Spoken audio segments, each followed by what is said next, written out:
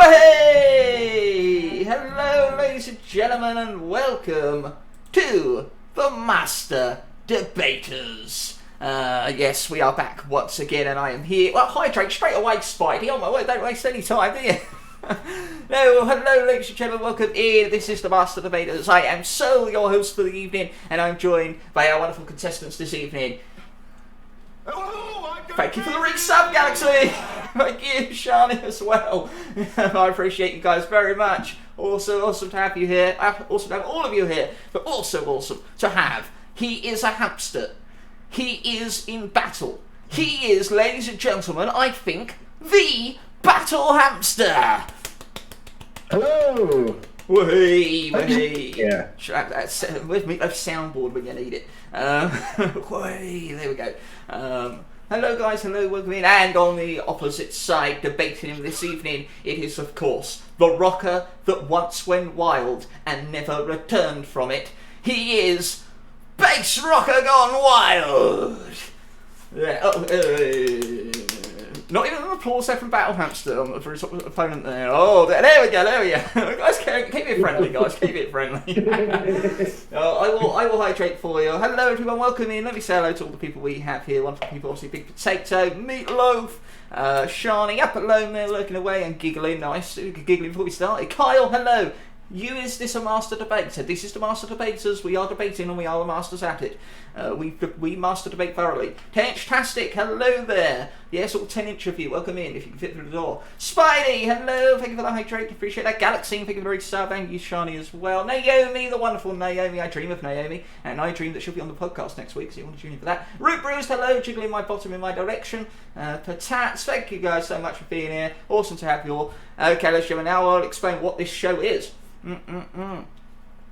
This is the Master Debaters, and we've got two contestants that will be heatedly debating some of the most ridiculous concepts known to man, or just relatively known debates. But they don't know whether they're going to be for or against for the most part, or what they're going to be faced with.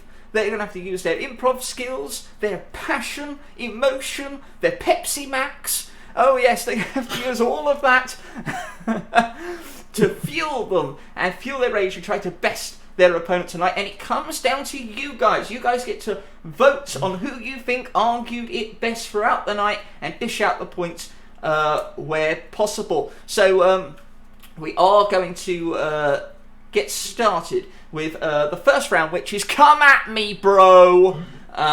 Which basically gives us a little warm up here. I'm going to be arguing, hello, the host. I am going to be arguing a topic, and it's up to Bass and Hamster to just run me into the ground and beat the shit out of me and tell me I'm wrong.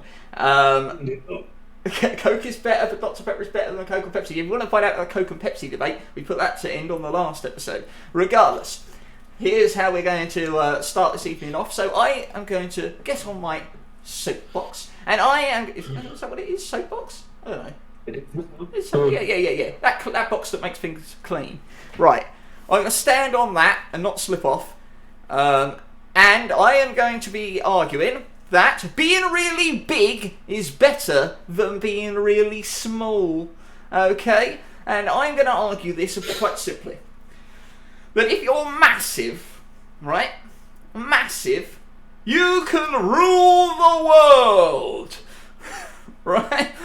Simple as that. You can crush anyone underfoot. Pick people up and throw them around. Alright, you might not be able to get through doorways, but that won't stop you coming in through the roof. Right? Now, obviously, I'm talking giant. Now, that might be preposterous, you might say, but I'm saying that if you're big and galactic size even, bigger is better. You've got your own gravitational pull just from my charisma alone, right? That's what I'm saying. That's what being big is all about. It's being over the top and outlandish. Size does not matter. Well, I say being big is better than being small. Being small, you're being forgotten about. You don't even know if you're there. You might get trampled underfoot from a leaf.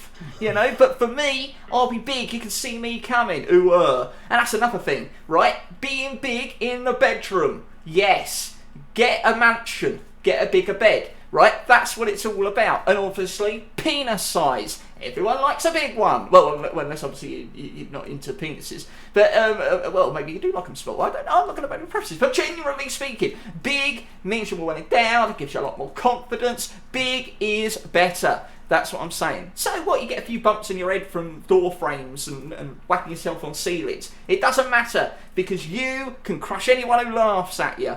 There you go. Hello, FBG, welcome in. So that's my first. There we go. Being bigger is better than being small. Come at me, bro. Well, 2 points. Okay, first of all, you're saying being big means you can dominate the world. You can take on any situation. You can throw people about. Being big does not mean you're bulletproof. You're not suddenly invulnerable nor invincible, and a sharp object or any projectile projected at a specific momentum is going to kill you just as fast as any small person or any person of any size. Unfortunately, missiles are pretty indiscriminate against size of person. If anything, you're creating a larger profile to be hit. If you're a small person, you can avoid being shot with a bullet because you're more difficult to be hit. If you're a large person, it's pretty difficult for you to dodge. So yeah, your whole kind of, legal dominance of the world based on nothing more than the size of your penis isn't really going to assist you too much. But the second point here, okay, is being big in the bedroom, and I can speak from experience. Being big in the bedroom is not necessarily a benefit because, well, if it doesn't stretch, it tears, okay? So those are my 2 major points. To push forward with here. I mean, bullets and projectiles, I'll just swat them away. You know? You're not invulnerable. You didn't say you had. And the small people, if there's a bomb blast and a small person runs away, they'll be running for a bloody, full couple of miles because they're so small and they still get caught in the blast. Me, I'll take 1 step to the left and I'm out the bomb blast. That's what I'm saying. A key thing to being small is the fact that you can hide easier. There is less of you to coverage. So, for instance, in the bomb blast situation, a low wall and you're fine. Whilst if you're big and huge and crumbly and you kneel down, you're still going to lose the top of your head from shrapnel. Also, one key element is, simply put, back pain. Now, if you think about it, things are more likely to be low on the floor than they are to be massively high in the sky. And this could be anywhere. Obviously, supermarkets, you've got to get low on that right bottom shelf. Or you've dropped a pen. Gravity goes down. Also, now if you're that large, how much food are you eating? Where are you getting your sustenance from? Are you photosynthesizing? I pick up whole... Are you being powered by nothing but the sun? Well, that might explain my name. I pick up whole supermarkets, pop off the roof and pour the contents in. That's what I do. Because you can process plastics and metals as well as you can any other food, can you? I didn't realise that pretty large company changes the entirety of your biomechanics. If I was small, I'd get caught in a bit of plastic, wouldn't I? But if I'm big, I can shit it out. It'll be fine. Sorry, being small doesn't inherently mean stupid. You can avoid very basic plastic traps like, cling film. I think you'll be perfectly fine. And equally, if you are small, yes, it may take you longer to dodge a missile, but they don't know where to shoot the missile. They don't know where to shoot the gun. They can't see you. You're small. You're a borrower. You're a wee Nachmack Fiegel off in the corner. They don't even know you're there. They're going to write mythologies about you. They're going to look up. They're going to leave out their scraps at night. They're going to leave bowls of milk out for you at Christmas. When you're the giant, what happens? People build a beanstalk. They come and they take your golden hen. That's what happens. You're going to lose your golden hen, your beautiful harp. You're going to be left and falling down a beanstalk to fly on the ground because everybody hates you because you're a tyrant. What's more, in a combat situation, if you are being outfitted with some sort of ballistic body armor such as snappy plates, a small person can have quite a lot of core coverage over the internal organs. They're going to have high ballistic rating against all the parts they need not to be shoot. If you're massive and you put on a bulletproof vest, it's not a bulletproof vest, it's a bulletproof bib. Your snack's okay against high velocity rounds. The rest of you isn't. Bulletproof bib. I can't wait to see the military documents for the bulletproof bib. Yeah. It's going to be fucking incredible. It covers an 18-foot person, but only barely. Alright, Ant-Man, right? He is also known as Giant Man because he created the pin particle that can make him go really big or really small. But how do we know him? Ant-Man. You know why? Because superheroes suck to the supervillains. The villains are always bigger and better and live forever, but the heroes always die in the stories and get replaced by another fool. The villains stay the same. That's what I'm saying. Galactus is better. If we remove Deus Ex Machina that is utilised in every kind of film ever, it doesn't change the fact that he was called Ant-Man because his major power was getting small, and that was a massive benefit, not a massive negative. And also, if you're getting smaller but you're keeping the same density, your pounds per square inch for anything you do is massively increased over what you could do as a giant. But the villain... The square rule, the square rule ratio that you get as you get larger means your volume is increasing far faster than your density does. And so as such, eventually you're going to get so large you're going to crush yourself over your own weight. You're going to get slow, you're going to get laborious, you're going to get unable to action anything at any kind of speed. If anything, all you're doing is becoming a building. Yeah. And even then, after a high gust of wind, you're not going to have the muscle mass because your mass is extended to actually stand up, and you're going to fly away like a kite in the breeze. Guys, what do you think in the chat? Is it better to be bigger, or is it better to be small? What do you think is the best? All I'm saying is that the villains tend to be more powerful than the heroes, and the hero overcomes. I'm just saying. And also always lose. Yeah. It's about which is better. Not when we're in a fight. I don't know which is better, the weapon that could be better or the weapon that actually wins. We got potential. Don't worry, give me the opportunity, maybe it will go my way. I'm big right now. Look, I'm a human. I'm big, right? Hey, right? I'm big and being loud and big, right? Now here's me being small, right? Right, that's me being small, right? That's clearly one was better than the other, right? Good. That was one kind of an argument. I don't know how we're ever going to overcome that. I really don't. If you're going to need to move yourself on a webcam, really difficult. Small wins. Oh, well, would David be Goliath? Even his bloody catapult. Oh dear. It's not about how big the bullet is, it's the power at a point. Either way, you're screwed. Pounds per square inch. Oh dear, I think the audience is definitely against me on this one. I think you've argued very well. So well done, guys. I think it is clearly that bigger is not better than smaller, and that size ultimately doesn't matter. So now, ladies and gentlemen, we're going to move on to our first actual contest between these two that you've been waiting for. Bass and Hamster going at it in our first competitive round, for and against. And ladies and gentlemen, you will get to vote on who wins the round, who argued it best. And stepping up first is Bass, arguing for why humans are the most dangerous animal on Earth. And Hamster will be opposing. So Bass, take it away.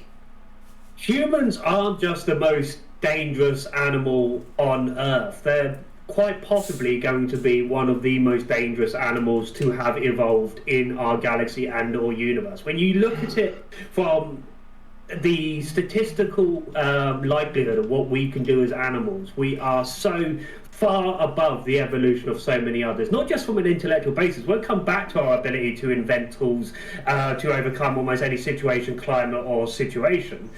If you take it from, say, our ability to withstand damage, a normal animal, an animal that's incredibly tough by its nature, like a horse, if it loses a leg, it's more than likely to die. We can have quadruple amputees who will be perfectly fine and survive. You can have bullet stab wounds, severe damage of a ludicrous amount, and they will just add metal implants, and we will survive and implant that into our bodies and evolve to live with that.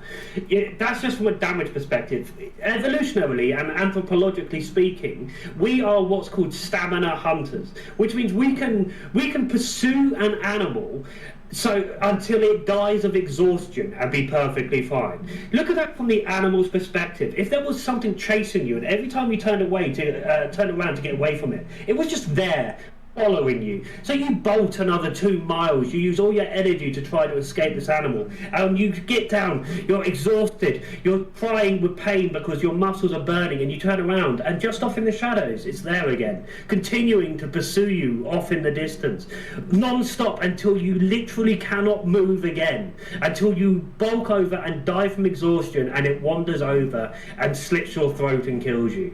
That is how we used to hunt, anthropologically speaking. We are stamina hunters.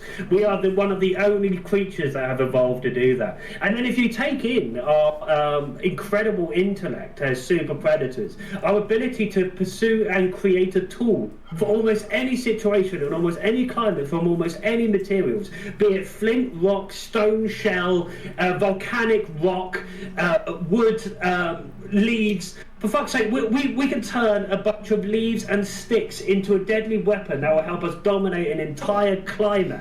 The reason we have managed to take over the entirety of this world as a dominant species is there is nothing that has ever evolved that could ever compete with us on a global scale. Not even on a climatic scale. Even the very rare occasions in which there are creatures that have evolved to kill people, man-eating lions and sharks and so on. It's under very specific circumstances, and overall, what happens to those lions? What happens to those sharks? They're hunted down and killed over a vast majority. So you may take it from a one-on-one basis that a lion could kill a man or a bear could kill a man, but there's a reason we're not under concentration camps run by bears. Humans are and will always be the dominant species on Earth because we are the most dangerous, and when you're looking at on a galactic scale, we are basically orcs. Wow, that was rather educational. That was stamina hunters. That was intriguing. Oh my word. Hamster, how do you oppose this? So, whilst humanity itself may have an advantage in the fact that it has a lot of variety in its abilities, there is, however, an animal in the climate which can do anything a human can do, but better. We're strong and resilient. While a hippo is far much more powerful, it is literally solid mass. Those things don't even swim, because swim would require having low-density fat, and hippos are just pure muscle. So we could not even fight a hippo on pure density mass.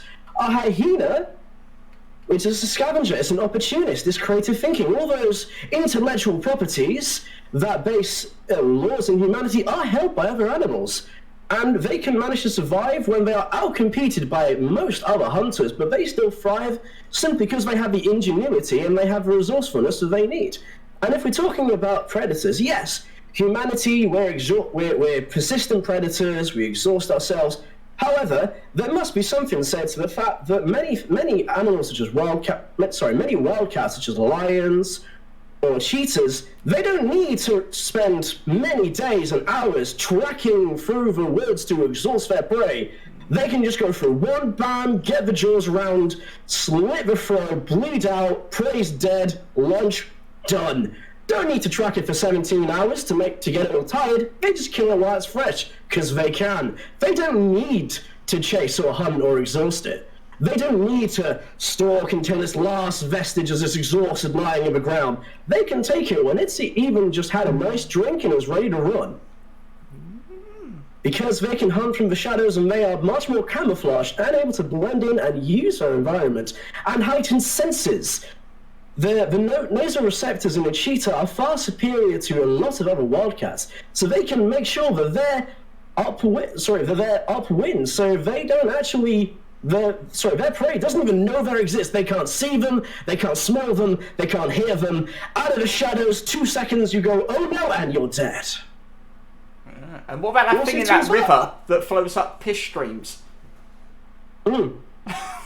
There is an animal which has evolved to go up urine because, well, let's face it, it doesn't give a crap, it's a viable source of entry, and it's gonna get lunch.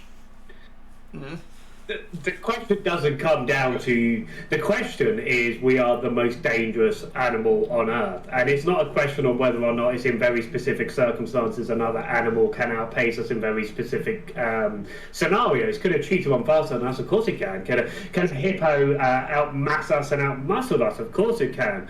But there aren't roaming herds of hippos that are dominating mankind. There aren't roaming packs of cheetahs that are holding entire cities at bay. The reason we are the most dangerous is because our base average statistics and our evolutionary abilities means that in any situation, on a general rule, we are going to outpace it and win. It's that simple. We are such a dangerous animal that we are happily destroying our own planet. Yeah. It's the planet itself, the ecosystem as a whole, is being destroyed by the technological evolution and the machinations of mankind because we don't care. We don't have a situation in which our own interest always outserves the general necessity of a planet. We're so dangerous that we will happily put ourselves at risk on a global scale by destroying our own habitat just because we can. Yeah, that is danger. That is dangerous to a degree. It's dangerous to ourselves, but we're talking the most dangerous animal. Yeah, You didn't specify. No, that's true. No, we're dangerous to ourselves. But we are very dangerous to ourselves. That's true. We're dangerous to. We're so dangerous to the planet that we'll endanger ourselves. You don't have any other animal that would do that. We are so inherently dangerous that we will kill ourselves before we let ourselves succumb to nature. We are the inherent definition of a multi-celled virus that will spread through any galactic and/or global situation and destroy it. There is never a situation in which we have ever been overcome on a generalised scale. And even if you take the very individual moments in which that has happened, overall we still win. So one of the things is that you've approached it from a very collective standpoint, that we are a dangerous animal as the idea of a collective world-spanning species. But if you were to take just the average human... Yeah, if you took the average human on an individual basis, then no, but we're discussing animals as a whole. Like, a wolf isn't all that dangerous unless it has a pack. You have to emphasise an animal as a whole, and we are social creatures and we operate by themselves. A swarm of a bee by itself is a nuisance. A swarm of killer African bees is a massive problem. So yeah, obviously on an individual basis, a human versus a hippo or a human versus a lion, the human hasn't got much chance unless they knew about the fight beforehand and invented tools to deal with that situation. Because obviously if a human is dealing with a situation with advanced knowledge, they will create the tools necessary to win that situation anyway. Hippo is wonderful until you have a rifle. Yeah, long range attack. A hamster? Anything further?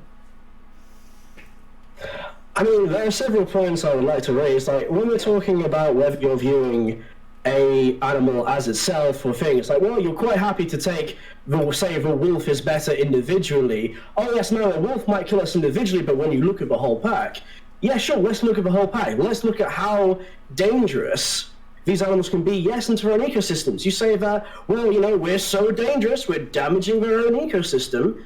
One of the reasons why they have to manage things like the Goldstone Valley Park or Sahara Wildlife Park so carefully is because these predators absolutely can. They're having to keep introducing rabbits and predators into Goldstone Valley because the wolves are outcompeting every single other animal in there and destroying their own habitat. They're having to pump animals into this area so the wolves don't decline because they're destroying their own habitat.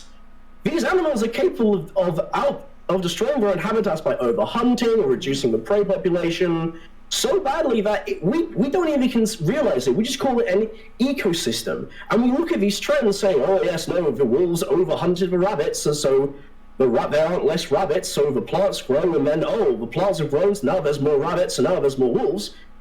They're in a constant cycle of being so dangerous in their environment, they're destroying it, that we don't even realize what it is. We just call it the ecosystem.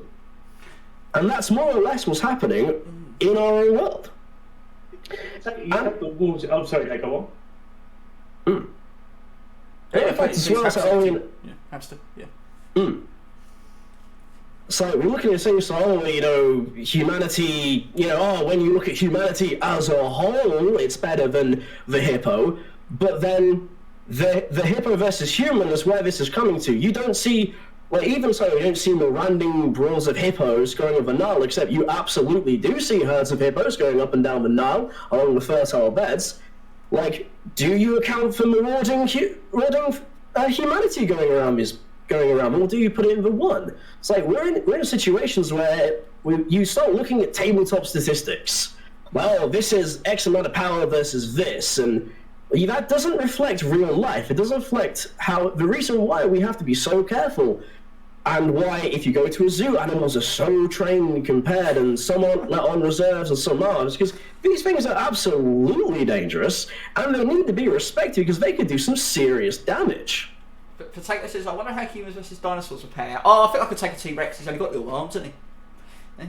So, You're completely right. These animals do destroy ecosystems, but you need to, using the comparison you made of Yellowstone Park, do we forget the fact that we had to reintroduce wolves into Yellowstone Park after our decisions and actions basically wiped out wolves from Yellowstone Park? Or the fact that we had the ability to introduce these killer predators by ourselves without much hesitation or any damage to ourselves? The fact that we could control and utilize these animals to recreate these ecosystems in Yellowstone Park.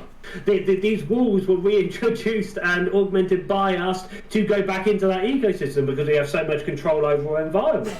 Look at what happened to the original great wolves of the past. Now we have bred and interbred them into chihuahuas. We have that much control over our ecosystem. Even the apex predators of our past, such as great wolf packs, have now become our playthings, have become something that Paris Hilton can carry around in a small purse. That's how much control we have over our ecosystem and the animals involved with it. So yeah, you're most certainly right. Wolves can do massive amounts of damage to their ecosystem, and they are apex predators. But there is one apex predator above all others, and that would always be human. If dinosaurs never died, then it'd be pterodactyls stealing churros from the little kids at the zoo rather than seagulls. Oh dear. Okay, so we've had some interesting answers on both sides. This wasn't just as one-sided as it may have first appeared to be, I think. I think we may have to put this to the vote now. All you wonderful people in chat, you're going to be able to vote on who you think argued it better. Did Bass argue well that humans are the most dangerous dominant species known to Earth? I was going to say mankind, well, that's kind of intuitive, isn't it? Or did Hamster's rebuttals about the ecosystem, the dangers of each individual animal in its own stead, and how they can outwit many a human in many aspects, but are we just so dominant? Who argued it better? We'll put that to the vote. I think Big Potato's doing that now. I got the poll, and you put it up. Some decent points on both sides. I think we'll have to see what the vote is there. Who argued better? And you guys, you can vote for your own if you want to put your vote in there. If you want to abstain, that's up to you. To Bass and Hamster, you can put your own vote in there if you wish. I will be the only one who abstains from it. Yeah, we'll see. There's a word limit, but you get it. Okay. Yeah, hopefully they heard the arguments there. My personal opinion is, humans are very, they are the most dominant, right? We've spread out, we really can control this planet in a way, in my opinion. But at the same time, we are just one fucking virus from being wiped out that could come from a mosquito, sting that just spreads, crazily, and then that will live on after us, and then we'll look back. The next species the intelligent species will look back and go, we were wiped out by that little thing. They weren't so dangerous after all. I suppose it's all a matter of perspective. As a collective, I think you're right. Humans together could conquer anything and any planet if they wanted to. This is not big aliens with rays coming out of their assholes, but but at the same time, I think eventually you put the average human in a room with a spider, they're shitting themselves. They're pretty die of fright. Hamster.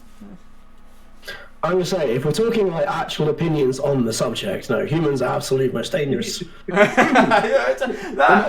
most dangerous, not even species, but entity.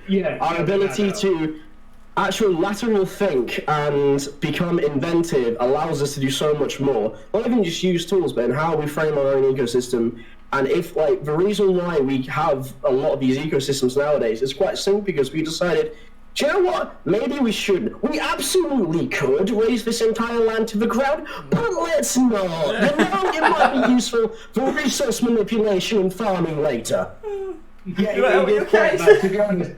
be honest, Hamster, you got the real raw end of that deal, and I think you argued that incredibly regardless. Like, I would say, Big Potato, Hamster, you're not helping your case. It's not about which one's right, it's about how well we argue it. How well they argue it. Fine. Yeah. Who argued their way better. You argued that incredibly well. Yeah. Like, you got to remember that they are doing this improv, completely off the cuff, as it were. They don't know what they're going to be faced with, what they're going to be arguing for or against, or what position they would be taking on the subjects. It's really about how well they were able to quickly think on their feet and come up with the rebuttals and the arguments that they had. The unsuccessful attempts to curb the population of emus, or emus. I should make that right. Emu war.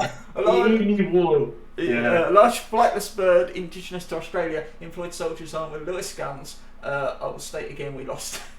Australia lost that war, but they had 2 Lewis guns against massive. So they were basically in Australia. There was flocks of emus that were going around destroying farmland, and Australia basically declared war on these emus.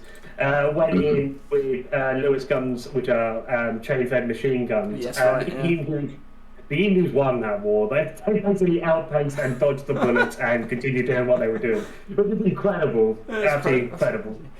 Yes, Base has won the first argument here. Well, congratulations. That was an uphill battle, I have to say. I think, but I think you did bloody well, Hamster. I think you did bloody well. Yeah, agreed. Thank you. You got into some points that even I didn't even consider. So I think that was great. Yes, go give these guys a wonderful follow. Not just a follow, but a wonderful follow, because they deserve it. They're wonderful individuals. Okay, we're going to now flip things around now, and this time it will be Hamster arguing for something, and Base will be opposing it. I might have had to flip these round, I don't know, but this is going to be fun. Okay, so Hamster, you will be arguing for why aliens are living among us.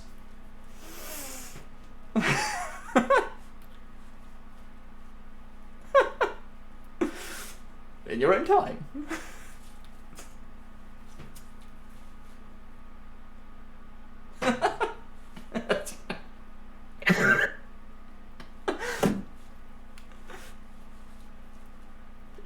You can do it.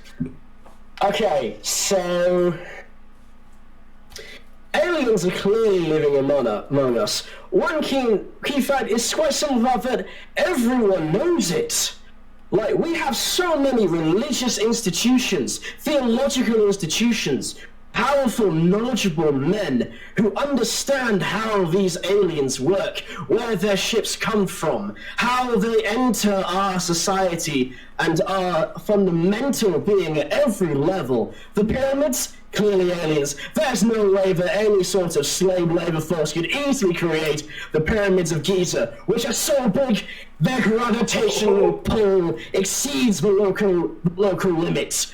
Only aliens could have possibly engineered and developed such a great system for no other reasons than it's a star chart. The Great Pyramids acting as a gravitational well to allow some sort of alien gravitational anomaly-assisted hyperspace system. Not only that, we have Area 51, where there is known evidence of aliens in its stores. There was an attempted raid by the public to free these aliens under the knowledge people, and it was repelled by the government, who, like all governments, fear the truth and lock it away, so it may never see the light of day again. That's true. And they went and dug up outside Area 51 in the desert, and they found E.T. Alright, it was on the Atari, but they did find it. Yeah. What's more, the amount if you look at early Neolithic and Bronze Age, there are great interconnecting spirals, which are, of course, an abstract ideology of fractals. So an understanding which was not known of a time that could only have been passed on by the great alien overlords. Definitely not a farmer with a big stick.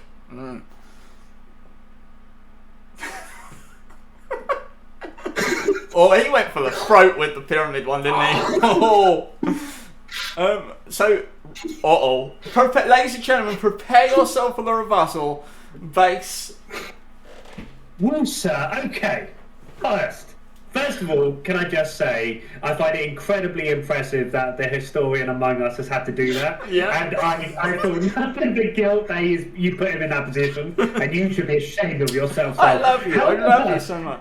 However, two major points to make at this point. The first question is whether or not aliens exist, and the second question is whether or not they're amongst us. And both of those are answered very simply and very effectively with two astrophysical concepts. The first one is something known as the Fermi Paradox. And anyone who doesn't know who Fermi is, he was a wonderful astrophysicist and mathematician who came up with the concept that if you take every star in every galaxy and the number of planets around each of those, and the likelihood that those planets are in the Goldilocks zone, and the likelihood of a planet in a Goldilocks zone creating advanced intelligent life, basically makes it impossible for there not to be alien life. There are so many stars in so many galaxies. Is there alien life? Of course there is. There has to be alien life. But the two questions you need to ask yourself is, first of all, if there is alien life, why would they be here? And the second one is, why would they be interested in staying?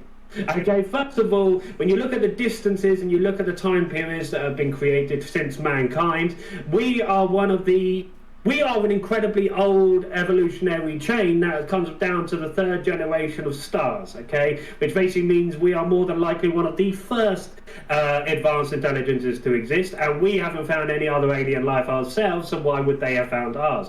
If they are so advanced that they have created interstellar travel and they have come all the way out here, why would they find us any more interesting than we would find a common cow?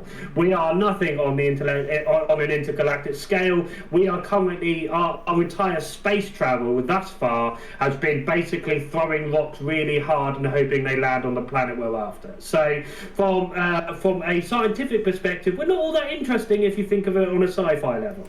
Second of all, if you take every archaeological and scientific discovery that's ever been found, there has been no inherent evidence that there has ever been any kind of alien interference. Every archaeological building, monument has been inherently and explicitly explained, including the pyramids to such a ludicrous degree that it's unreal. There was no slave labour, we know exactly where they were. We even found the fucking cities built nearby to help build the pyramids. We know exactly how they got the rocks there, we know exactly how they did so. We know what was in them and we know what their purpose was. We know what the purpose of most Neolithic and Mesolithic sites were to a degree that is ludicrous. There are mountains and mountains of evidence to dictate that there has never been any kind of need for any kind of alien intervention, and the idea that alien intervention is necessary is such a massive insult to our ancestors is unreal. Our ancestors were just as intelligent as we are. The only difference is what knowledge they had. So could you build a pyramid made of stone? Yes, of course you could. It would be much smaller if you were doing it by yourself, but it doesn't take much to extrapolate when there's loads of you together. So, is there any evidence for archaeological or prehistoric times of alien life? No! Of course there's no evidence for that whatsoever. Is there alien life? Yes. Is it living amongst us? Almost certainly not. Right, well, first thing is, you think, Hamster in the story would know about all of that. That's weird that he argued about aliens. Anyway, second... No, but second... But the second thing is, why would aliens be interested in us? Because you've already said that we are the most dangerous animal on this planet base. So, out of all the species that ever existed right now, we are the most dangerous, which makes us the most interesting. Right, go on, Hamster.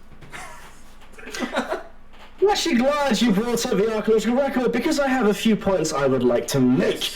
whilst yes, we have been able to understand how the pyramids are built, even down to the level of food they were given, as we've done isotopic analysis on their teeth and found out they were actually fed beef, which means they weren't part of a slave population. However, there is one thing the archival record does not explain, which is why these pyramids were built at such a large scale, why in these locations in particular, and why exactly were they built in the eternal dimensions they were. Now the reason for that is because aliens are among us. They may not need to build the pyramids themselves, they might need to get in hand personally, for they are among us and they can influence the highest and mightiest of our societies. As such, they are able to get humans to build it, which way the archival record would only show the physical methods of its construction, not its ultimate purpose, or cosmological value in the status. Also, we understand a lot about ancestors. We understand how they would cook, how they would eat, how they would manipulate their resources and grain in order to endure hard seasons and times, as well as for various technological developments that allow them to live and prosper. However, we know nothing of their cosmology. Much ink has been spilt on the Iron Age sun cults, for instance, using evidence based around the home and times of day in order to create an idea of cosmology. Cosmology itself being a key word for societal belief, what itself it is we believe, why we believe it, and the significance of certain items within our society. One thing that archaeology or theology is as heartbreaking as me to say, does not confer, is why certain aspects were considered ritualistic importance. If you've ever gone to sites such as Stonehenge, Rocky Clump, or the Wayland's Tomb, you will see iconography swirls interlocking patterns which bear some great cosmological meaning, as they are widespread throughout the entirety of the Neolithic to Iron Age period. However, we have no understanding of their meaning. I have a shield painted with such designs, and I cannot tell you what it means. No archaeologist can. They are significant. Why? Because they were given to us, and important because they were given to us by our alien overlords. In terms of why they are here, why would any galactic interspanning alien race want to have its claws in our planet? Resources. Yeah. Mining, resource development. They may not be interested in humans or the buffalo or the trees. It is our resources to fuel their alien empire that they desire. Yeah, and have you seen Andrew Lloyd Webber's face?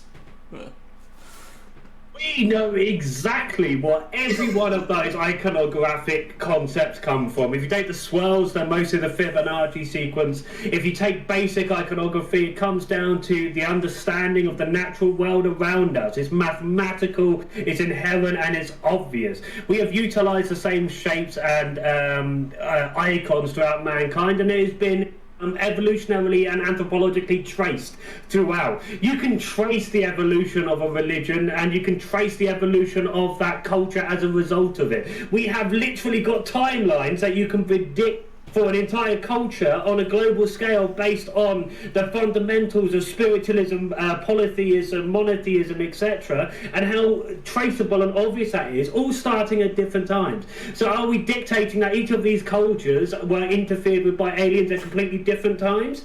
Why is it that certain cultures started to get these icons at one point, and then 1,000 years later another culture that developed at that point suddenly gets exactly the same icons using the same mathematical principles? Is it that the aliens, these intergalactic powers with all this innate knowledge that wanted to have all this information and power over our resources, decided that I'm only going to deal with this culture for this 1,000 years, and now I'm going to move over to this other culture that's only 500 miles down the road, and now it's their turn? Why are they so slow? Why are they so inherently shit?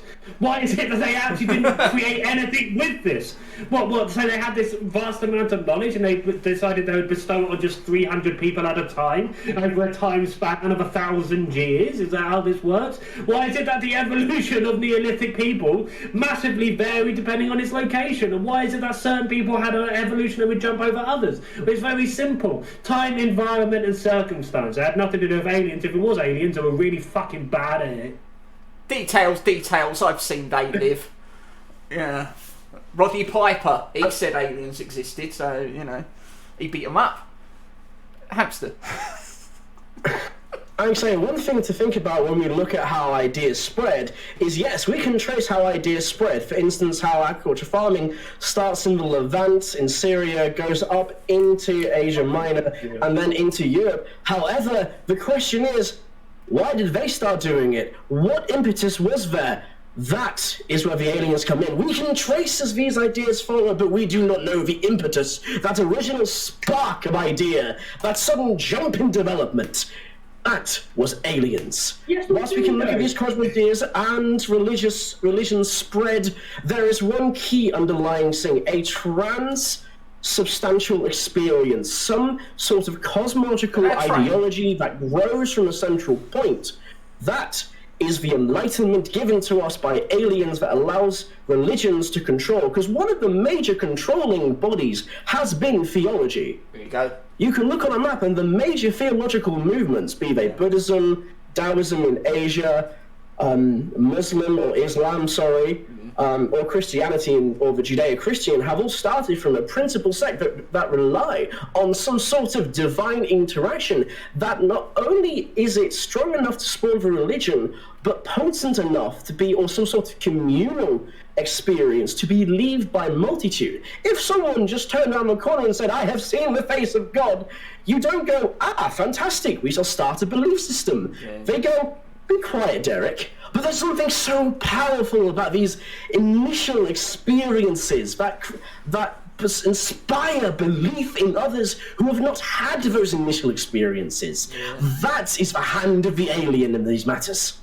We absolutely do know where the initial impetus comes from. If you take farming and the invention of agriculture, initially epitomized by the temples of Göbekli Tepe. Okay, if you take those initial points, the foundation of all agriculture is the necessity of more food in a settling culture. You cannot live in a large communal environment without agriculture, and it wasn't long before someone figured out that when seeds land on ground, plants grow. And as such, it wasn't long before someone figured out that if we control that environment, we can make that happen more frequently. You have modern examples of this all the time. It wasn't long before someone figured out that Bitcoin equaled money, and as such I can set up a room to bit mining. That's how the evolution of lateral thinking of mankind works, and has worked the entirety of our evolution. It's how we went from being small tribal states into structured environments. And when you track a structured environment coming from a tribal state, you see the anthropological evolution from a cultural and religious perspective that is so incredibly predictable. There is an entire anthropological theorem based on it. Can you predict what the initial impetus is? Yes, necessity and survival. It's the entirety of the history of mankind emphasized in two words: necessity and survival. And you don't need some kind of extraterrestrial influence to know that you don't want to starve to death. Well, it still doesn't explain what happened to my cow Daisy. So let's put it to the vote. Who argued it best? It was Hamster arguing that aliens are living among us. Did he do it justice, or did he base his opposition of this extraterrestrial matter win out? It's down to you. Potato's going to prep the vote. When the Aztecs discovered the Pyramid of the Sun, it was already abandoned. Yes, because aliens. Aztec before them. It wasn't. Aztec were later on in. Well done. I mean, actually, that was the Tetanautan people, but also aliens. Yeah. The X-Files are real. Shut up. Yeah. Well, there we go. The vote is up. Hamster, aliens are among us, or base alien, not among us. Yes, I'm talking about the film. They made a game called Among Us, so that's got to live up to something, hasn't it? That's got to count, right? You argued that incredibly, by the way. It bloody well consider it. Yeah, absolutely. I think you got the short end of the stick so far. You've done well. I mean, you have to go against everything you believe in to do that. Twice now. No. That's why I was thinking, now I'm here, I'm like, oh wait, I should have flipped that round. I can hear the pain in your voice when you had to demoralise everything you've learned and experienced throughout all of your knowledge and intelligence. That pause at the beginning when we started was just painful, wasn't it? I literally had to reverse my entire thinking. Yeah. That's Like it. I can feel Really I well. can feel Andrew Parker, the inventor of post-processional archaeology, turning in his grave, Oh, hearing a British archaeologist who is a proponent of the post-archaeological methods saying why it's aliens and not the archaeological process. Well, Hamster, I think you've got the win on this one. well done. I think you did a marvellous job. A marvellous job. It's considering. It was fun though. Yeah, oh, it is at the moment. It's very close at the moment on this one. Very close. So far, I'll make note of the points so far. Bass is leading with 1 point. He won the first one. And coming up next, ladies and gentlemen, is my favourite round. As both of our contestants will be arguing for something. They have no idea what they'll be arguing for, but they have been given 5 images by their opponent that they have never seen before that they must incorporate into their argument. If it ends a tie, I will make the final decision. But yes, the 5 images have been selected for their opponent, and they will be arguing for a random thing they've never heard before, and they're going to have to incorporate each of these images into their argument. The images will appear at the bottom of the screen there. For you guys, you can see it in the Discord if you're watching the stream share. A little easier for me to say, just so that you're prepared. And I think the vote is coming to an end now, and it is so far tied at 4 votes apiece. Oh, I may have to. You can just give us a point each if that's easier. There we go. Right, it's a joint. Okay, so it's tied. I will award that round because he gave it his all. Come on, we were very impressed by the fact that he had to dig deep into reverse his entire mindset in order to argue that. I'm going to give it a hamster. Absolutely. It was a tough argument to sell people on, and it was a tough one even for yourself to just put yourself 180. Congratulations. Well done. I was very impressed. Right, okay, so we're 1 apiece going into this round. So Bass will be stepping up to the plate. But no, I believe it's Hamster first. Sorry. I've already got it prepped for Hamster, I believe. So Hamster, you will be arguing why the Earth is flat. Now you must continue to... Cool. It's cool. Oh, I'm gonna get death threats later on. You must argue. It's alright. After this hamster, we'll both hunt him down. It's fine. Yes, you must ask why the Earth is flat, and you must continue to argue until you have seen all 5 pictures and incorporated them. Now, you will be judged not on how necessarily, like on the actual debate itself, but on the argument you're making, but rather how well you incorporated these images into your argument. Okay, so you just got to keep going, basically. All right. Well, oh, you already know the pictures that Bass chose for Hamster. Okay. We'll see. Oh, you know what Bass is going to get, probably. You know what Bass is going to get. Yeah. I think she knows what Bass is going to get. Okay, so I'm right. just going to play around with this a bit so I can see. Yes, okay, cool. Okay. I can feel. Oh, that's all right. Okay, all good. Right, I have to click on this, and I will show you the first image, and you will argue away. And then once this round is fully done, and you've both taken your turns, we'll put it to the vote to see who argued best and incorporated the pictures into their argument. So why the Earth is flat by the BattleHamster starting now. So, we all know the Earth is flat. We've known this for hundreds and hundreds of years. If you look at a map, it's flat. One other important thing is light bulbs. Light bulbs work on heating an element. Now, that wouldn't work at varying altitudes or various, as the world goes round, as it goes down, pressure would increase, the light bulb would burn brighter. But no, light bulbs burn based on their wattage no matter where you are, so that means the Earth is flat. Obviously, have the fact that we have satellite pictures, and when you look at a satellite picture, we're pretty darn sure we can all see very well from the picture that the Earth is flat. You look at a picture, it's not round, it's not globe, it's not sort of 3D thing you move and rotate. The picture is flat. The screen is flat, the world is flat. That's an easy one to sell. Everyone knows that. Everyone can look on Google Maps, and what you see is a flat world. It's a flat screen. The world is flat. People have been falling off the world, that's why boats disappear all the time. Quite simply put, they don't quite get the map right, they think they're on the middle and they're actually on the edge, and they fall off. Also, irons, ironing board. You need an iron board. You don't want to iron on a globe, your shirts won't work. What you want is a nice flat surface to iron on, and much like a good ironing board where you can get a nice crisp scene, the world is flat.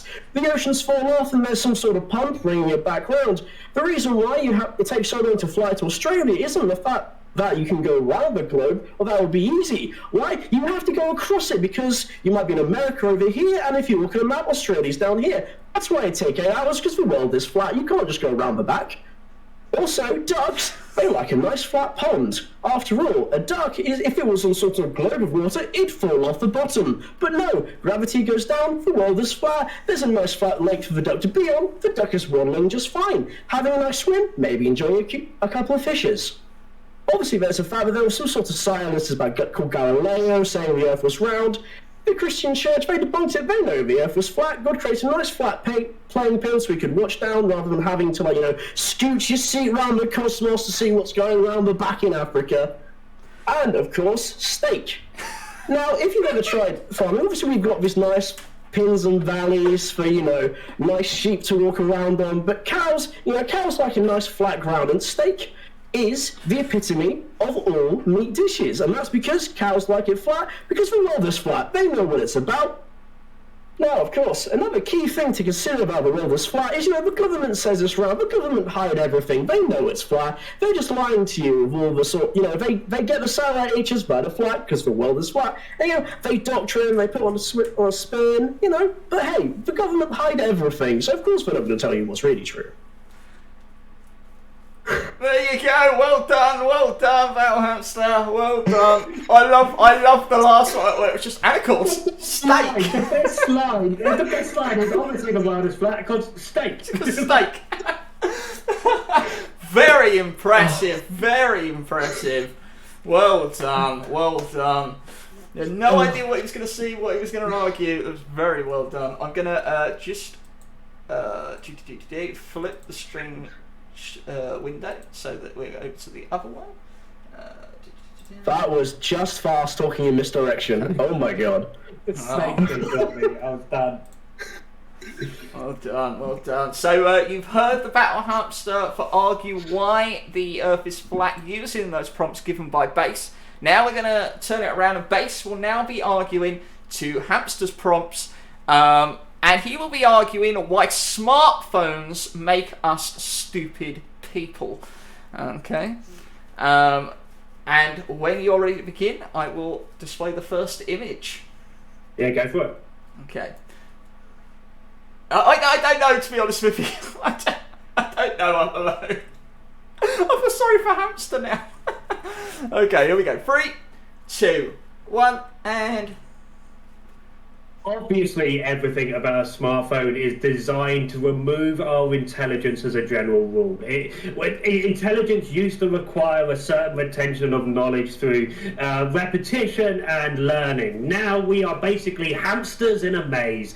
We are utilizing a generalized route on a smartphone to find out the information we need using nothing more than a Google search. And much like a hamster, when we get to the end of it, we get a little bit of cheese, we get a little, like a mouse in a maze, you get a little bit of cheese as a reward, a little dopamine release to say, look how amazing I've done, just for utilizing a very simple set of algorithms to find what I needed to do.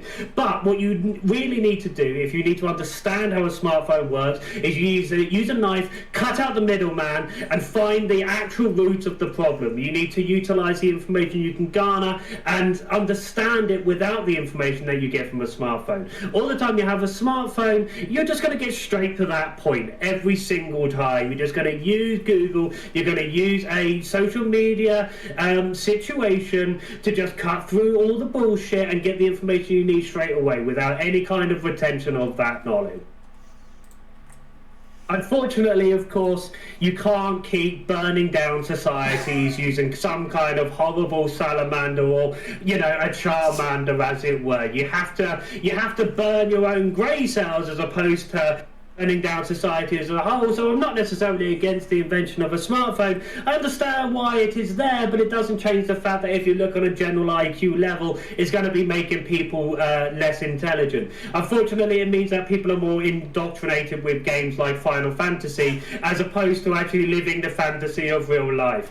The Final Fantasy of a smartphone, of course, is that you get to utilize any piece of information without retaining that information yourself. Okay? Your Final Fantasy of a smartphone is not an intellectual capacity. It is a book that has all the knowledge that you never learned yourself. So what you need to do to move forward with your life, to build up an intellectual capacity and to build up knowledge, is you need to stop building walls between yourself and that knowledge. You need to get into a classroom. You need to indoctrinate yourself with that information. You need to not be putting up castles from those classrooms. Get into that classroom, learn that information, learn it for yourself, drop the smartphone, get the knowledge that you could have if you weren't building these fucking walls. Way nicely done. There were some really good transitions there. I think it was mentioned in chat as well. That was very impressive. Yeah. Fuck. Hold on. We've all got through alley. There we go. The screen made us go all crazy. There we go. Well, there you are, ladies and gentlemen. You have heard why the Earth is flat, with some amazing prompts there, and each one was incorporated well. Based there, debated why smartphones are making us stupider people, and did you think they incorporated the prompts well enough? It's up to you. You get to vote on who you think argued or debated it better. Remember, we are trying to find out who the master debater is here, most certainly. So I think both did a bloody good job with that. I think Overlone said it with a completely different approach to the prompts and just as entertaining. I think that's actually very, very, very true. To be fair, both arguments were a load of hooey. It's so smoothly with such confidence on it's both a precedent. Yes, I suppose if you took the prompts out, maybe they would have been as less effective. I think maybe one could argue that Hamster incorporate a little bit more out of the pictures as well into it. So it was arguing, and then the picture came into it. But basically used the pictures more to feel an existing and continuous argument. So it's up to you. Do you think argued it best? Vote now. The poll is in the top of the chat, ladies and gentlemen. We want to hear from you before we move on to our next round. So, and the next round, by the way, is objection, where I shall be arguing once more. But a little bit of a twist on this one, because each of our contestants have 3 objections they can make while I'm arguing. And their objections will be heard, and then I will continue to argue. And at the end, you will vote on who had the best objections out of that round. At the moment, it is tied once again, ladies and gentlemen. You haven't got long to vote on this one. Who voted it best? Base with Phones make you dumb, and Hamster with Earth is flat. Yes, and those what great pictures. Well, the one I remember from the last one was Meatloaf sent Eddie a picture of a Donald Duck toilet. That stuck with me. It's ingrained in my head. Yeah, I didn't know what to expect from you guys, but it surprised me that you worked them so well into it. The Final Fantasy was bloody good, and the steak. Oh well. I mean, genuinely, obviously the Earth is flat because steak. Because steak, you know. You know the argument. My argument was made slightly more interesting in the fact that I have no idea the actual arguments people put forward for why the Earth is flat. I just dismiss it completely because it's such a hilarious concept to my mind. It's so ludicrous as a general rule, isn't it? There's so much obvious evidence to contradict it. The website for the Flat Earthers movement actually stated on it that it has offices all around the globe. Fucking hell. It's like again, but slowly. The cows know what it's about. That toilet is best, says Meatloaf. Yeah, dear. Oh, he put some weird stuff in there, but I expected nothing. So, hamster winning out at the moment, 4-3. Yeah, I think it's a hamster win. It's only got a little bit more to vote now. Great, though, I always think the steak fixes everything, so... I was surprised if because steak was actually a reason they said. Because steak. Oh yeah, steak, you know that argument about steak. I mean, I wouldn't put past that the Americans. Car steak. Car steak. Oh dear.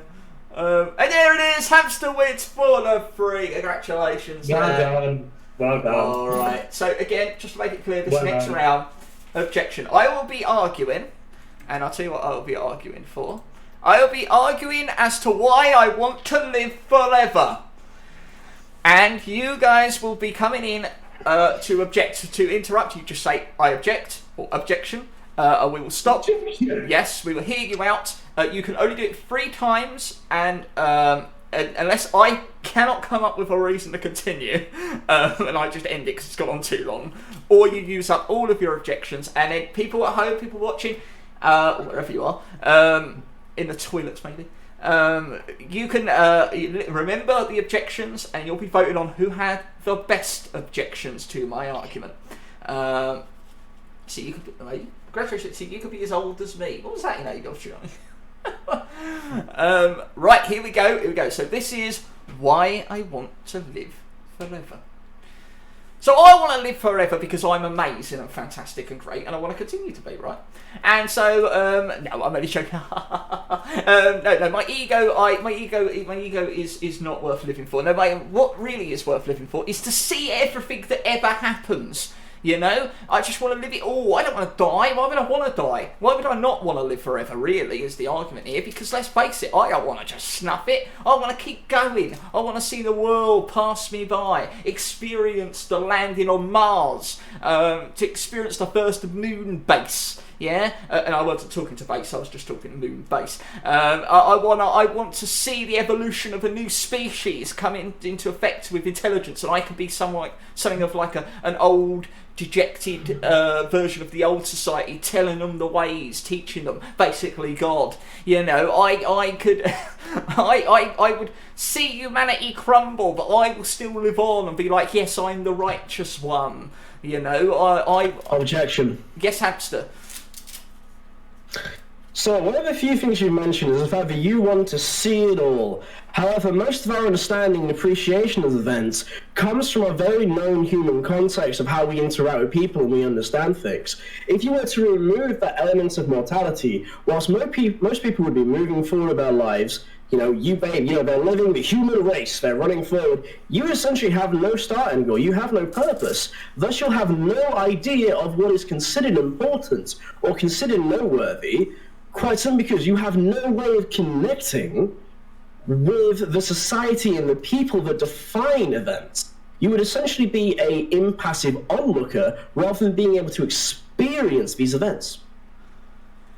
A very good point, but knowing that now, via this debate, I will make it my mission to be at the epicenter of everything, because I'll have all of humanity, all of time of humanity, to learn everything, learn all the skills, learn all the knowledge, and become the epitome of what is a great human being. Big brain, big balls, big old time and fun I'm having. You know, I will go all around the world, because I'd make loads of money, wouldn't I? Because I have all the time in the world to make loads of money. And I will have a purpose. Objection. Oh, yes.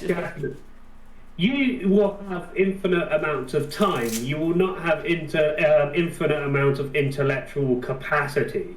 Your brain is a hard drive, and you can only learn so much, and that will be taken up with so much vast knowledge of just trying to survive as time moves on around you, that you won't have any ability to keep up with it. Have you ever seen a 70-year-old try to get to grips with modern technology after everything they've seen evolve in just that short period of time? Imagine how far behind you'll be in 500 years trying to keep up with that level of knowledge.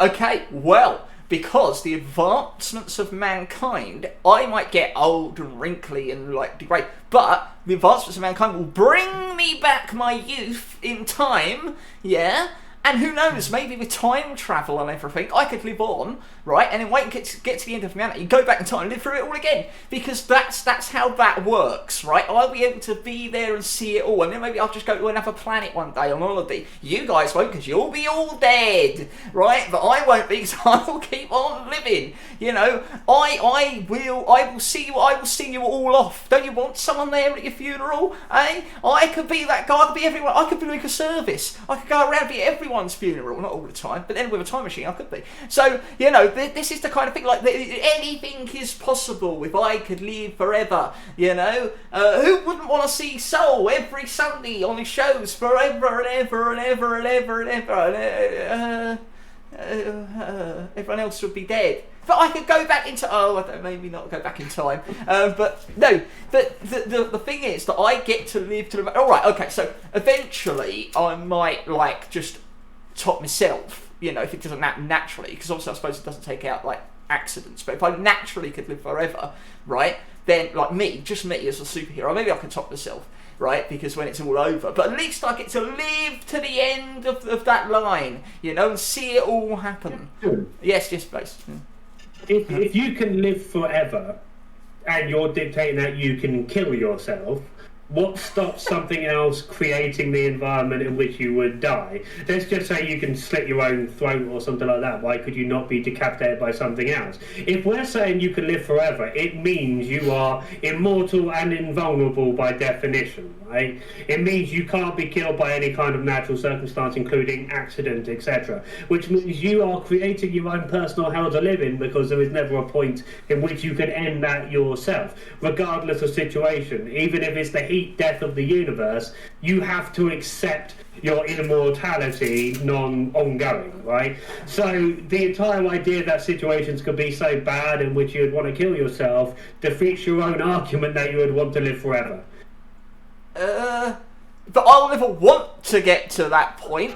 I just have the possibility, because I could do anything, you know. Yeah, maybe I'll live on past the sun and all that, and I'll just be a floating thing in space. But hey, I've got loads of time until then to party. You guys don't. You guys are checking out in a fortnight, relatively, you know. So, not objection. Oh, yes, Hamster, yes. So you mentioned that, you know, you're going to have a great time and you're living people, everyone else is going to be dead. However, there is one fundamental thing you are not realizing.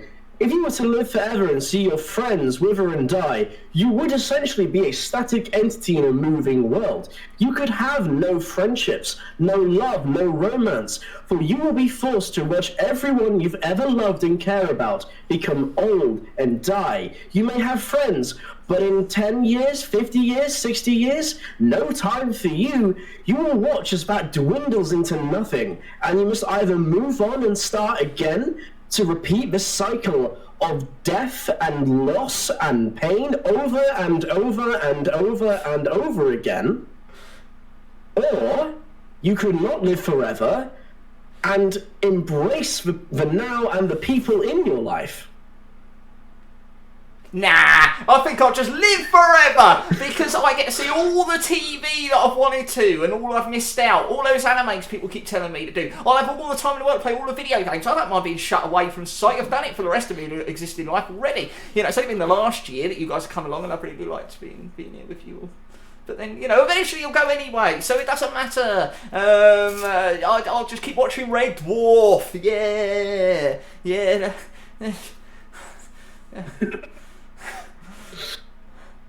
That's really good to me, you know. I think I'm going to call it on that round. I feel a bit depressed. Oh, so Bob, it's okay. It's okay, man. You don't need to feel depressed. You just need to accept that life is meaningless and we're all just ever spinning pieces of carbon on a planet that doesn't care about us. It's fine. No need to be depressed. Right, ladies and gentlemen. Because we care about each other. Ladies and gentlemen. Who do you think had the better objections to my argument that Soul should live forever? I suppose that was meant to be more of a general argument, but it just ended up being real personal to me. It's like, why would anyone want to live forever? And then I ended up just talking about me. Why wouldn't you want to watch Red Dwarf all the time? So I think Good question. Potato, yeah, there you go. That should be for an argument. Potato will do the poll. Do you believe Bass had the best? Do you think Bass had the best objections, or do you believe Hamster had the best objections during that argument? I've got to say, I don't want to live forever. I just thought if I just go over the top with it, you know, because it's cold outside. Oh yes, hugs, yes. People hugging up alone. You've now contracted something sinister. Oh dear. Wait, why did Nightbot respond by? That was answered to Naomi, who got Wombat's disease.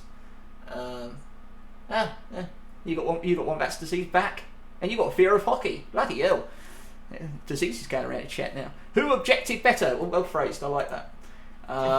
So yes, after this we will have one final round, ladies and gentlemen, in which both of our contestants have prepared their argument for the passion plea round, in which this is the final time they'll have to get your points and win the game. Each have come prepared with something they wish to argue, and you will be judging them and voting on who argued their point best. Rather simple concept. There'll be no debate, but we can have a discussion when the vote is on. But they will be just giving it their all and allowing themselves to have the platform. Hamster, 1, no idea of what is noteworthy, considered onlooker. 2, friends die, no connections. Bakes, 1, no infinite space in your brain to learn stuff. 2, could live in hellish conditions and want to die. That was my sorry. Oh, okay. Hey, you're really bad at summarising it. You did a very good job there. Well done, Big Potato. Yeah, see? She's breaking out. Yeah. Just because they want me to that's really good of you. I like that. That's really nice. That's a good summary of the poignant arguments. Yeah, I agree. Well, what do you guys think? The idea of living forever? Because I didn't even get onto like the idea of like going into like machines and shit like that. Yeah. Like AI existence. Do you think humanity will ever get to that point?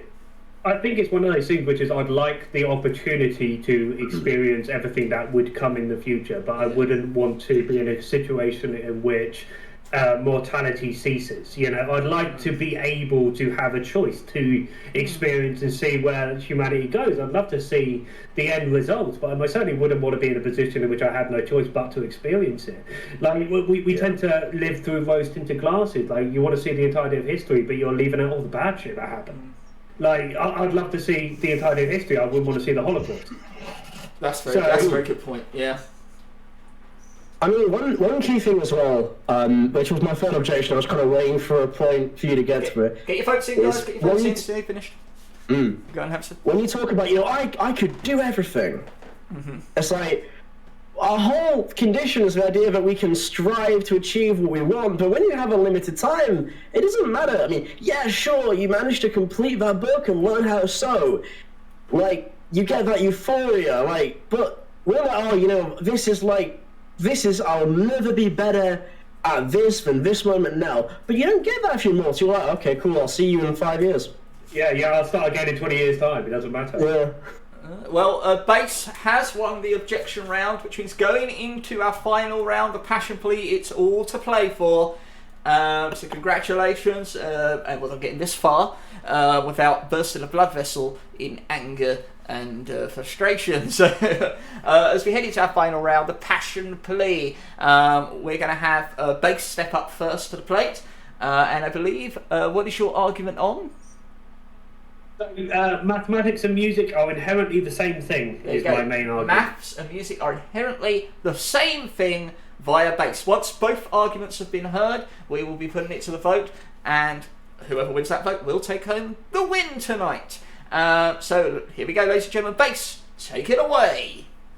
So you have this horrible thing in the vast majority of Western culture and society where people are either described as creative or they're described as logical, scientific thinking. And for someone like myself, that is incredibly gratuitous and ludicrous, because when you get down to the base matter of it, music and mathematics, for example, being the two epicenters of both creative and logical thought, are inherently the same thing. Everything can be explained in a scientific way, and using creative thought is how science evolves. Okay, so if you break down music, it is the rhythms, the structures, the keys, the tonality of it is fundamentally mathematical. Tuning and the stuff that sounds good to your ear, key signatures and cadence, rhythmic declension, etc., is all heavily structured mathematically. And that's not because it has to be structured mathematically, it's just the stuff that sounds good to you is easily mathematically explained. So if you take the standard 4 chords that you would utilize, the reason those 4 chords are so pleasing to a person's ear is because they exist in fifths amongst each other. So it is a fifth tone above the next. If you take time signatures, you have 4/4, which is the classic, or 3/4, which is a waltz. It says pa, pa. It's strictly mathematical, easy to explain from a mathematical perspective. And if you take something like physics, it sounds so logical and confusing because it's so mathematical and people don't really understand it. But mathematics doesn't dictate the understanding of science. Creativity dictates what you're exploring, and you use mathematics to explain that. Some mathematical equations put down on paper don't mean anything, but an understanding of what that mathematics means you can picture in your head using your own creative thought the heat death of a star, the supernova collapse of a star, for example. Understanding an orbit of a planet around a star utilizes exactly the same cadence equations that you would use in music every single time. An orbital pathway is fundamentally sequential fifths. And so they are so entwined amongst each other that any amazing physicist could be the best musician you've ever heard, and any musician could become an amazing physicist just utilizing the knowledge that they've generated through mathematics. And it's not that is a function of either mathematics or music that is required. It's the beautiful coincidence that we have through our intellectual knowledge of the universe. The reason we enjoy what we enjoy in music is because the universe around us has created a situation in which we can understand pattern. So an understanding of musical frequency gives you an understanding of how sound waves work. An understanding of hertz from a longitudinal or latitudinal wave is exactly the same understanding that goes into making an amp work for a guitar.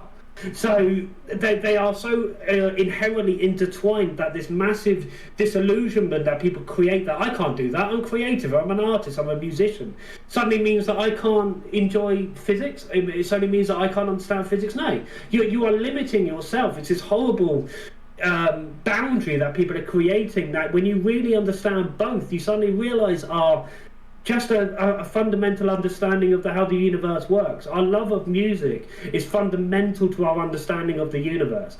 The sounds that sound good to your ear because your brain has evolved to understand the patterns that exist in the universe to begin with.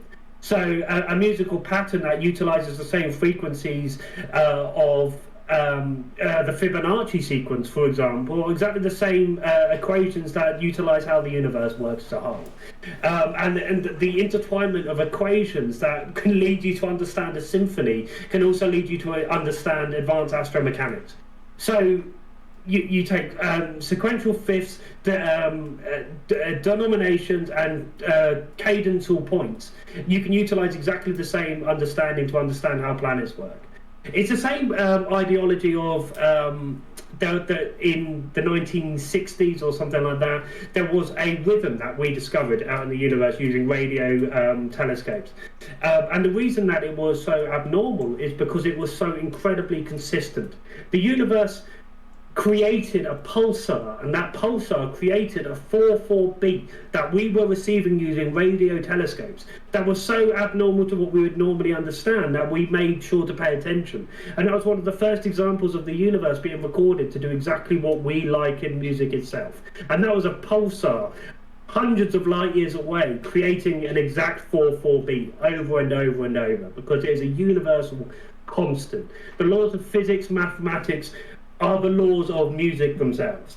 So all the time in which you try to differentiate creative thought and scientific pursuit, you are limiting yourself. The greatest scientists you will ever find are those who are amazing instrumentalists.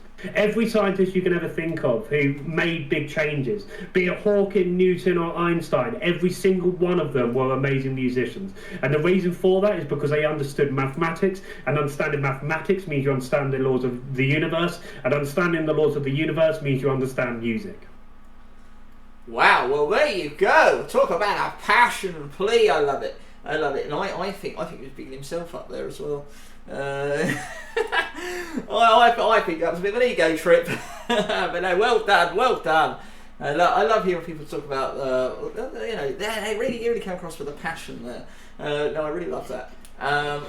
So we are now going to switch straight over to Hamster. We'll be voting afterwards. So here we go. Hamster, what are you arguing? This is going to be tricky. I am arguing that Assassin's Creed 2 is the best Assassin's Creed game of all time. Yes. Okay. Listen, I've got an invested interest in it. I've got an invested interest in both, actually. But given game-wise, I've never... When I came into, like, the public forum, as it were, like, came onto Twitch and everything, I heard about a backlash to Assassin's Creed 2. I was like, what? So this one I'm interested about. Right, so, Hamster, when you're ready, take it away. Very similar topic, to be true. Okay, so Assassin's Creed 2 is the second titular entry of Ubisoft's main IP, the Assassin's Creed series, which is a historical-esque adventure through a certain time period involving the essentially Cold War between these two distinct ideological groups: the Assassins, who value humanity's liberty, and the Templars, who wish to control humanity in order to enslave the world and force peace. One is peace through symbiosis, one is peace through dominance. And whilst there have been many entries into this genre, even up to the present day with Assassin's Creed Valhalla, which has been one of the most top-selling, my belief, and I will try and do my best to convince you that you will see my point of view, that Assassin's Creed 2 is, in fact, the best Assassin's Creed game, rather than, best game, not looking at the technology, not looking at the enhanced graphics, that comes with time, but the best Assassin's Creed game we have ever seen. And I have a fair few points to elaborate on. The first one is probably what I consider the most important. The player character, the main character, the assassin whose journey you follow. And in Assassin's Creed 2, this is one Mr. Ezio Auditore from a prominent Florentine banking family. You start off when he's a young, fairly cocksure individual, quite happily, usual kind of Italian nobility. Very rich, very wealthy, fairly well educated, and also on a fairly loose rein.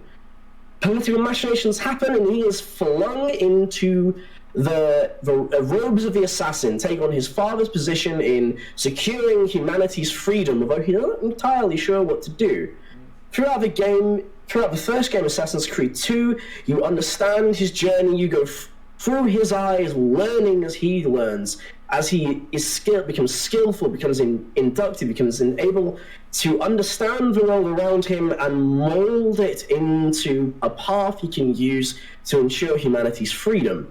Now, this is then further built on by subsequent games, but the success of those games would not be fundamentally as viable if they had not spent the time nurturing and evolving this character into a character that we would love so much, it would be worth creating subsequent games with this character to see his whole journey. It's also a perfect hero's journey.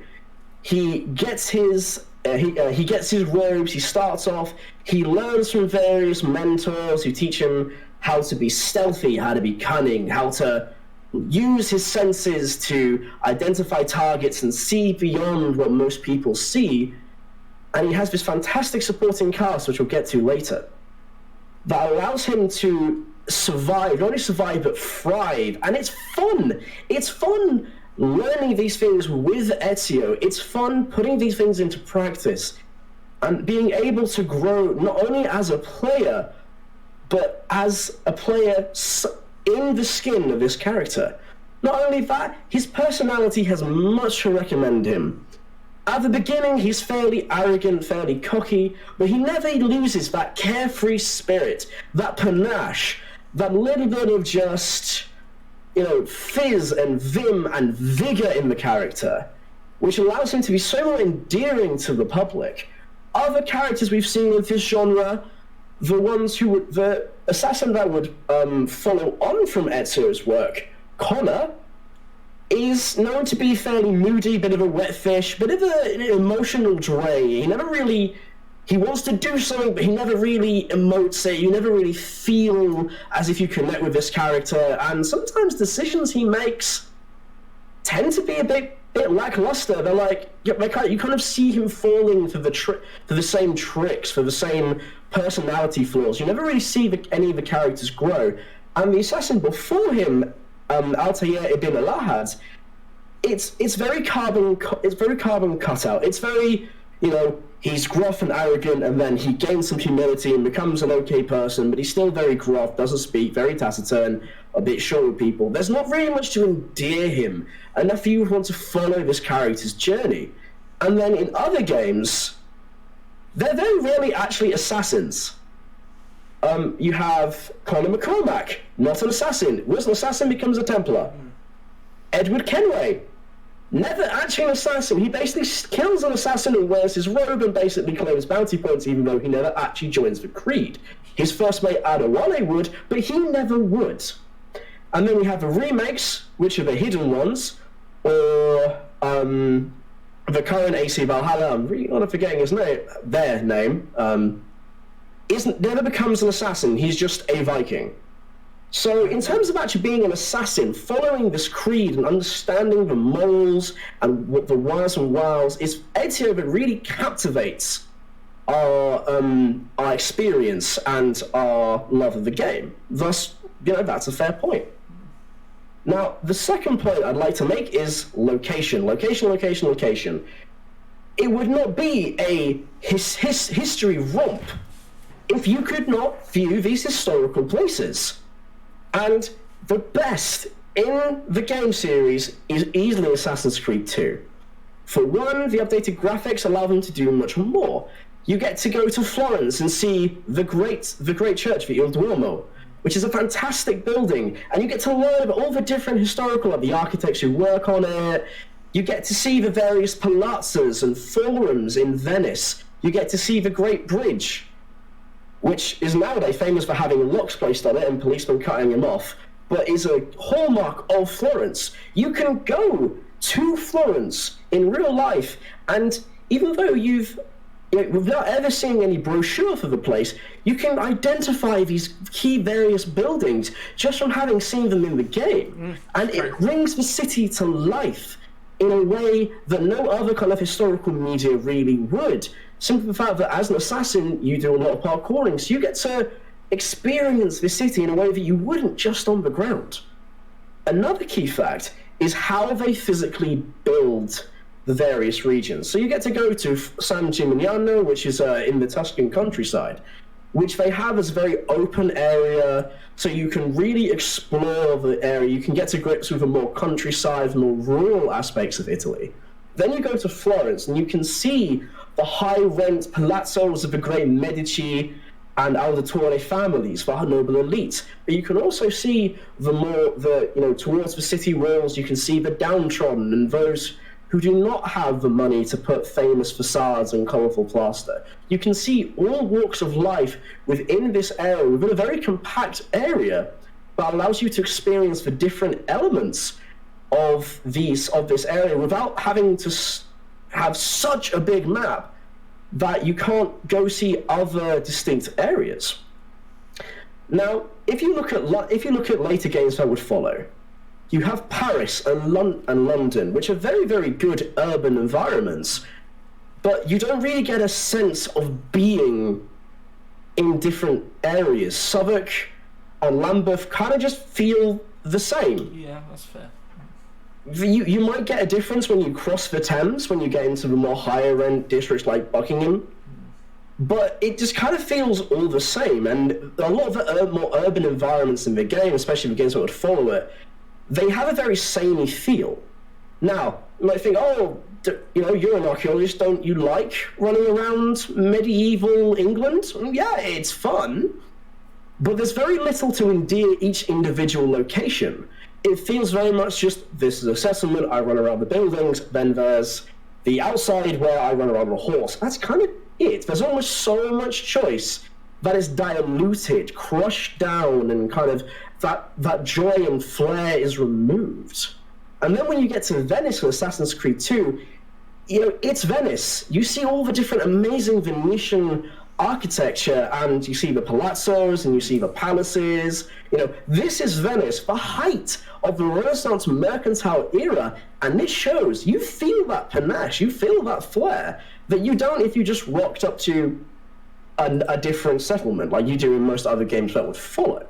Essentially, by having only 3 major locations in small maps, they can allow each individual location to breathe, to have their own colors, to have their own vibrancy, and have their own life, which you don't get on these huge expansive maps that you see in later games. Yeah.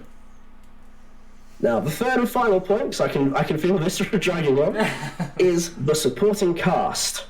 Yes, you have an amazing assassin, but we're also, it's nice to feel like you're part of a group, and the assassins are fundamentally a group.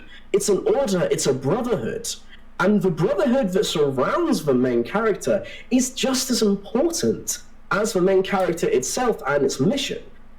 This is the Creed, this is the assassins, not one murderer with some fancy wrist knives. And the supporting cast in Assassin's Creed 2 is phenomenal. Just running off the list without going into it, you have Leonardo da Vinci. Mm-hmm. Yeah, that's true. You have Machiavelli, one of the greatest political writers in the Italian era. You have Bernardo Bertoncelli, which is a well-known mercenary, and how they use these characters as well. They're not just pretty names. They're not just people to rub shoulders with and go, oh my god, I met this person. Yeah. In Assassin's, there are in other games, like you see Alexander Graham Bell in Assassin's Creed Syndicate. Yeah. You meet him, he's a bit kooky, he's not nearly as Scottish as he should be. And he's like, I've got some ideas, I'll do a bit of tinkering. Bye-bye, see you never, because I'll never become relevant again. Whilst Leonardo da Vinci, you're constantly talking to him. You see his life, you hear about his things, you hear about his passions. In the first time you meet him, you're just carrying some of his paintings from his workshop to your house, because it's a normal day in your life early on in the game, and you can hear about the passion, his driving will to just observe and know and understand how he wants to get into architecture, to painting, to mechanisms. And it's not just going, oh cool, it's Leonardo da Vinci, the famous painter. You start seeing Leonardo da Vinci as a human, both as a genius, but also as a human looking to find worth and place in this world. You see Machiavelli, who's this fantastic writer, they could have just gone, oh, it's Machiavelli, famous political writer from the Florentine era, but you get to talk to him, you get to see his doubts and how he processes and how he works in the shadows to serve the benefit of the people, which is, to be honest, what his book, The Prince, is all about. Because The Prince is all about calling out all the nefarious and dirty tactics that these lords use. And we see Machiavelli, as he's experiencing and moving in Florentine life, and coming up with these ideas and seeing these traps. So it's not just we see Machiavelli, the cool writer, we see Machiavelli getting to grips with the world around him. And the other characters which aren't as historically accurate, or at least aren't as historically significant, such as the mercenary but Bernardo Bertoncelli, or the courtesan owner, you really do get to grip on the Volpe, who's just a thief, a mystery thief. These less historic characters act as both comic relief and the fact that you get to just, you understand these people, but also because they're not as historically stagnant and not as, they can get away with flexing the rules. So you start to understand these people. You start to know them, their motivations, their loves, their interest, what drives them to do these things that they will end up becoming historical. You get to understand them. Unlike, say, a lot of other games where it's just a case of, this is Cleopatra. She's an antagonist now, yay. Or as Scottish Meatloaf says, Karl Marx. You get to talk to him, he'll say a little about his political belief, you might do a few missions, and that's it. In Syndicate, you get to meet Charles Dickens. Yes, yeah, it's true. And he's just a quest giver. Yeah, yes, yeah. I was going to bring that up, yeah. This is the bastion of Victorian literature, who has written some of the classics of which we always go back to. And he's just, would you like to do this? Press A. Fantastic. I'll give you some dialogue which you may ignore. It doesn't matter because there'll be a prompt on your screen and I'll tell you exactly what to do anyway. Sorry, hell, good boy. Yeah. Well, I'll be honest, I've never played any of the games. Well, you can start with Assassin's Creed 2. Very true. Okay. That's my argument. You're good? Yeah, excellent. Yeah, Alright. Wow, well, you can't say that was not a passion plea. Very well done. Very well done indeed. Ladies and gentlemen, it's now time for you to decide the final vote and who will take home the win here on the Master Debaters. And join Eddie in the pantheon of Master Debaters. Don't mix those words together, it rather demeans the show.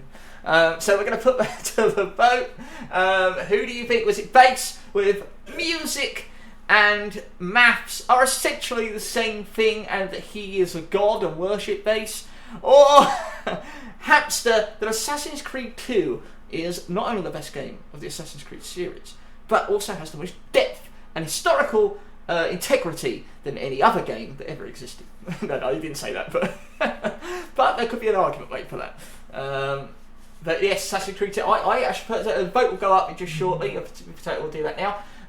Personally, I love Black Flag and I love being in London, but you're absolutely right. Still, nothing has come close. And I love being in Egypt, but nothing has come close to just incorporate every aspect into one single game. Oh yeah, like Assassin's Creed. And like again, this is what I'm saying. It's the most Assassin's Creedy Assassin's Creed. I would never say that these are bad games. I mean, I love the games, but Black Flag is usually described as it's a pirate game. Yeah, that's the thing. Yeah, that's the thing, isn't it? Which is one of my favourites to play is Odyssey. But I love that just because I love ancient Greek culture. Yeah. It's not because the game itself necessarily lends itself to being an amazing game. And I love playing Black Flag, but that's mostly because I didn't actually play the game. I just sailed around on a ship and played strategies and captured ships. It's not because the game itself or the actual execution of the narrative was so incredible. I feel like it's a series that has gone on for so long that they have tried to hit so many different niche markets with what they're doing that they're not really paying attention to the narrative. Whereas when you've got the earlier games, you've got the first and the second game, they have to worry about narrative and they have to utilise the characters that they have. And I think you emphasise that. Da Vinci's portrayal was incredible. Absolutely incredible. Whereas the portrayal of other characters in later games, like you said, they were very much, here's a famous person. Yeah. How many names can we put in here to kind of give? Yeah, this is the environment we're going for. I mean, for fuck's sake, in the Nordic one, I don't know which game it was. The Valhalla. Right. They had Mjolnir, a mythological fucking hammer held by Thor that you could get if you got all the armor first. You're like, what is supposed to be historical context? Now, yes, there's metaphysical, supernatural aspects to it and so forth. But it's a bit much having a fucking god weapon involved. And at that point, I feel like it's just tallying off like fucking modern concepts because everyone knows Thor now. Because everyone knows Thor now because of Marvel. You're like, well, wonderful. Like, that's great. But Thor was a genuine religious fucking aspect long before Marvel came about and took hold of it. I actually checked. Absolutely. Historical integrity was definitely at the forefront of those earlier games of Assassin's Creed. So one of the things I didn't want to mention in the Passion Plea, just because it would take way too long to get through it. In the first couple Assassin's Creed games, they modify the environment a little bit. So a fantastic example I like to use is in Brotherhood. They have the medieval layout of the Vatican, But if you have the medieval Vatican did not have the beautiful dome of St. Peter's Basilica. Because it hadn't been painted or built yet. It hadn't built, there wasn't a dome. The reason why the dome would get built is because the Spanish would raise the Vatican to capture the Pope to stop him giving annulment to Catherine of Aragon. And when they went, well, with the Pope, we have the papacy, we have tons of money, let's just rebuild the entire Vatican. Yeah. But what they do is they put the dome on the medieval foundations, and we never actually go to the dome. We just play around with the medieval originality. So they have the dome, but then they put scaffolding on it. So it's like, the dome isn't really there, it's not finished yet, you're never going to go near it because it's not finished. Removing all the historical context around that, though, isn't it? Guys, I'm looking about... the vote was tied. Well, I'm happy to call it a tie with Hamster if he's happy to do so. Are you both are accepting the tie? I'm happy to take a tie. Because like I say, this is difficult because you really both did argue it so well. I think if you are both in agreement, unfortunately, Meatloaf, that means you're the only loser of this show so far. Yeah, I'm happy to take a tie on that. They were completely different subjects. You know, I think we both argue for our subjects well, but they're really difficult to compare. So I think a tie is the perfect example. Fair enough. I think also as well, it's difficult to compare which one did it better because we both use very different styles. That's true, yeah. Mine's much more of an essay style, whilst yours much more of a podium. Yeah. That's very true. That's very true. Mine was knowledge, yours was logical. Yeah. I think this is why the audience was tied. I think they found it quite difficult. Poor Meat. I know. We've only had 2 episodes of the show. Eddie won the first one, and this one's tied. So Meatloaf's the only loser. It's always him. I love him though. Ladies and gentlemen, it is a tie. So today we have found out that being big really isn't as good as being small. That humans are the most dangerous animal on this planet, whether on their own or as a collective. There's no debate on that one. Aliens sadly are not among us, I'm afraid not. But they can be argued quite well to be in, which is probably why that argument still exists. Smartphones do make us stupid, especially when they are your final fantasy. The Earth is flat, and that's why the ducks keep falling off it. I don't want to live forever for the sake of keeping my emotions in check, and I think it's fair to say Assassin's Creed 2 is the greatest Assassin's Creed game, and music, maths, let it be the food of love, because it's all the same thing. So thank you so much to Bassrockergonewild, to the BattleHamster, the BattleHamster, yes. And I thank you all for joining me here for the Master Debaters. Now stay around, ladies and gentlemen, I will still be here, the stream shall continue, I've got a few little games to play. But for Hamster and Bass, thank you so much. I hope you have a wonderful evening, whatever you choose to do with it. Everyone who joined me for the Master Debaters, thank you so much. Everyone who voted, thank you for engaging with us tonight. The show will be back again, but I will say, because this hasn't been announced publicly, that this time next month, ladies and gentlemen, we will be hosting the Team Tosspot. That's a working title. If you've ever seen Family Fortunes or Family Feud, well, we will be doing that here on my channel next month. We've got 2 teams going at it as we are birthing the House of Trinity. Shani, the Horsemen are no more, but the House of Trinity is a new thing, and Shani's team will be going up against the team of Root Bruised, who many of you do not know, so they'll be introducing themselves to the wider community. So that'll be going next month, and if that does well, we'll do that more regularly. If you like Family Fortunes or anything like that, well, you know, that'd be quite cool. We'll see you guys on it perhaps a later date. Yeah, I like that. Thank you so much. Hamster, I've got a podcast episode for you coming up soon, I'm sure in the next couple of months, because we haven't had you on the Sunshine Buddies podcast just yet. And speaking of that, Naomi, I'll see you in there. Naomi will be joining me next Sunday on the Sunshine Buddies podcast, so Naomi, I cannot wait. I will be dreaming about Naomi for the foreseeable week. Absolutely. And the Nightmare, which she will probably come in and ruin the show. I doubt it. She's lovely. So yes, so thank you guys. I'm going to leave the Discord call.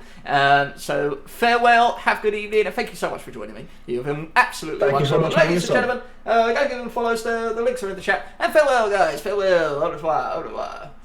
Yeah.